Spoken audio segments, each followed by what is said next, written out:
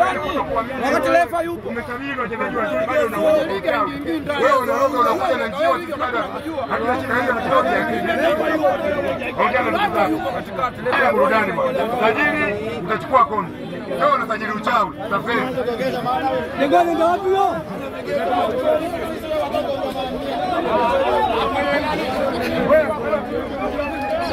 Mwendesha ligi inakuwaje? Oya bwana. Naomba tusaidie kwanza. Subiri. Lamso, mimi ndio kutafuta hamasa. Umenisoma? Yaani ukinizungumzia mimi yaani unanikosea. Maana mimi nina uhakika kufanya kitu chochote. Mimi ndio kutafuta hamasa. Na maana watu kuomba kuongea, mimi nikusoma au ndugu yangu. Sasa tunataka mazingira mabaya. Mimi hamasa ndio inaleta hii. Na maana hapa kutakuwa na ligi nyingine na ligi nyingine. Sasa ukiniambia sana kuingia mimi uwanjani, mimi sitabisa vitu ugomvi hapa. Huyo atangaza amani.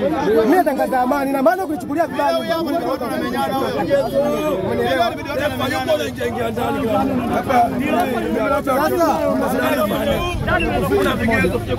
unapothubutu kuandaa ligi msijao zingatia falsafa ya soka.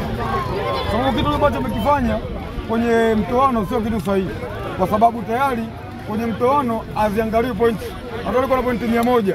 Ukitolewa hapo imeshakufanya nini? Imeisha. Ndandawala amekula chuma 2 bila kwenye mtoano. Gilman Lodi amekula chuma 4 bila kwenye mtoano. Unaona? Misri kutoka za shuleni amefungwa goli moja dakika 90. 120 alikupigwa kutoka dakika 90 matuta. Misri akatoka kwenye matuta. Ukiingia na Voza Besturuza maana Misri alikuwa kila sababu za kuingia bila kukutana na mtu yeyote. Lakini kutokana kwamba wewe binadamu mapungufu yapo, kuna kitu ukajisahau, ukawaita tena watu waje kupambana waje kukumbalia na Voza Besturuza. Pale kidogo mwanacheza ligi ulifeli. Tunakuombea kila heri msimu ujao, badilika, ni maoni ya watu ambao tunajua soka. Sasa mimi ninachokiomba bwana Kiteka, maoni yako yako sahihi. Ila viongozi tujitahidi kuingia kwenye siku ya kabla ya ligi ianze. Sio, unanielewa? Huyu mimi naweza kusambura mwingine alikuwa amefeli kwa sababu akiwa peke yake. Sheria inatakiwa viongozi tukutane, yaani sheria zile zinapangwa tukishakutana wote. Kwamba watu fulani na kwa hivyo, kwa sababu hata hivyo tukiangalia wewe mzunguko lishi. Mzunguko ni bado rokota sio mbaya. Ndio maana kama sisi tulikuwa tujakutana kwa sababu ilishaisha kwa amani. Ligi inayofuata viongozi ndio kama haina shida. Twendeni jamani wachezaji, twendeni.